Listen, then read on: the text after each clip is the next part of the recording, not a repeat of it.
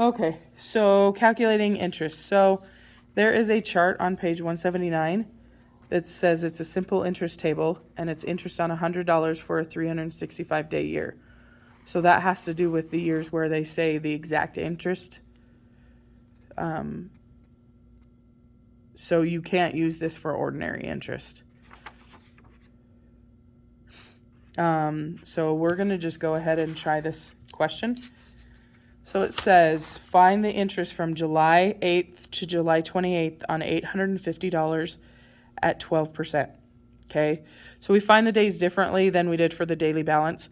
So back on the last chapter, when we were counting days with our fingers, we counted the first day.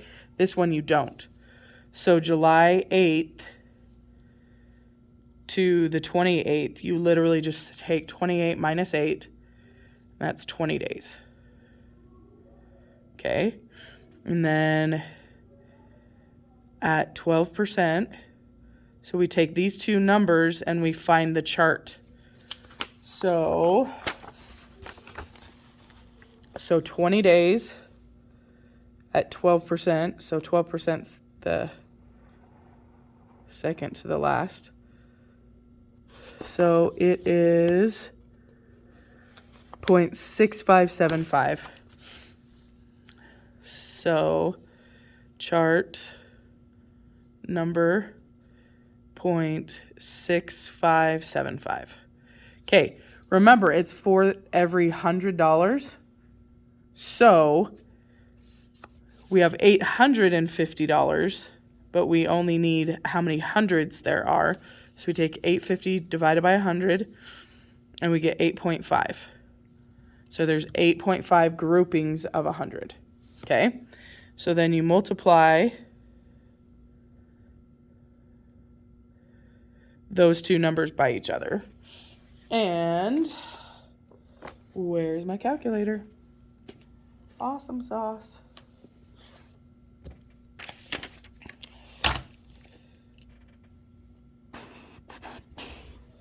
Okay, let me grab a different calculator.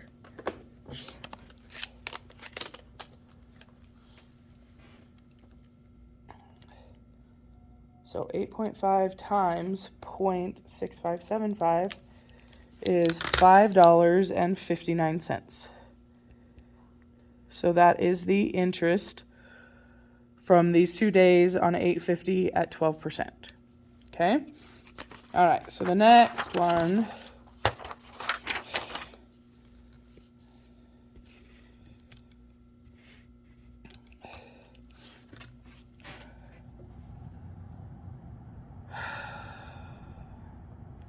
okay, so then we have May 20th to June 25th on 450 at 8%. So we're going to say this is exact interest. So May 20th, and a lot of people looked at this and said, oh, 5 days. No, May 20th to the 31st is 11 days. And then June 1st to the 25th is 25 days. So if you look back at the chart, it actually only goes up to 31 days. So we actually have to look up these two things at 8%. So 8%. And honestly, I do not remember 11 days, 8%. So let's look back here. 11 days, 8%, 0.2411. So 0.2411.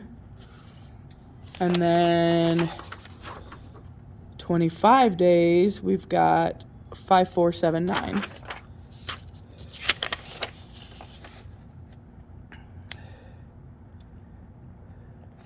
Okay, so you could take the 450 divided by 100, take the 4.5 times each of these separately, or you could just add them together. So we're going to add them, and we get 0.7890. Okay, and then we have to do the 450. divided by 100 is 4.5. Take those two and multiply. So then 0.7890 times 4.5 is $3.55. So there we go. All right, so then the table, well, the table has a problem because it only goes from like 8%, let's look. So 8% to 12.5% and from 1 day to 31 days. Well, you're gonna always have things outside of those. So there's a few options. Like we did earlier, you could look them up separately, okay? So if we had if we had to use the table to find 18.5%, well, the smallest we could do is 8,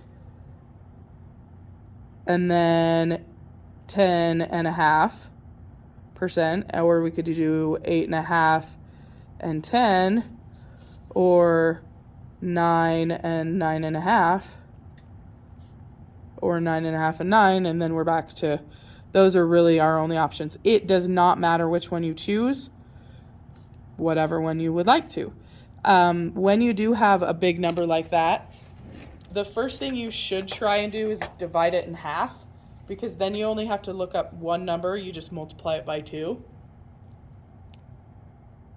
So, but this one we can't divide in half and find that number on the chart, so we cannot do that. Okay? All right, so then this is the way you could do exact this way, but you have to do ordinary this way because we do not have a chart for ordinary, okay? But it would work for both exact and ordinary. The reason I have this one be exact is so we can see if the number that we get mathematically matches the one on the chart, okay? So daily interest factor, or the 4-digit number that we use, is just the principal, or how much money is borrowed, and then you multiply it by the rate, and this would be, you make it as a decimal, divided by the number of days in the year. So if exact interest is 375, and ordinary is 360. So this example takes 100 times 0.09 divided by 365. So if we look at our, let's see, first we got to do it on our calculator. 100 times 0.09 over 365. Oops, I hit the wrong button.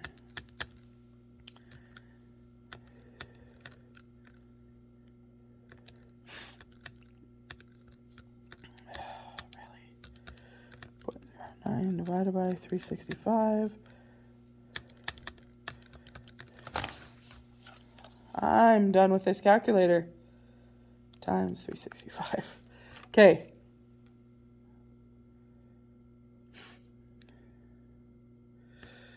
Oh my goodness. Divided. And then times 100. So we get 0.0246 and then 5. So we're going to go 7 on this. Okay, so if we look at, and this is just for 1 day. For 1 day. So if we look at that, 1 day at, what was it, 9%?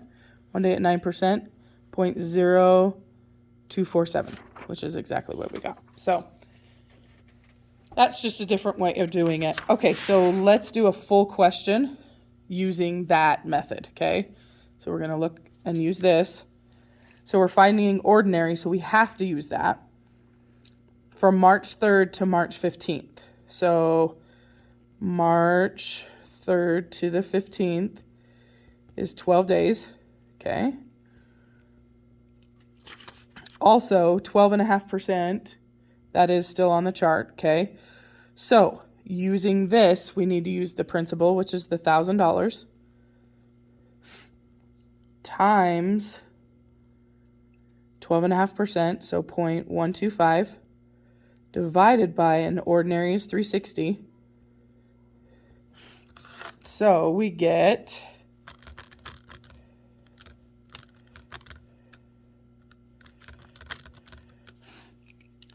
0.347 and 2s that keep going. So that's the interest for 1 day.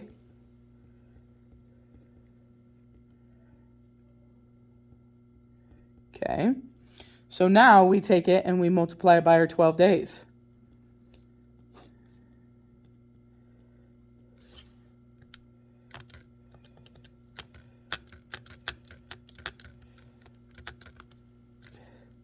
It's $4.17.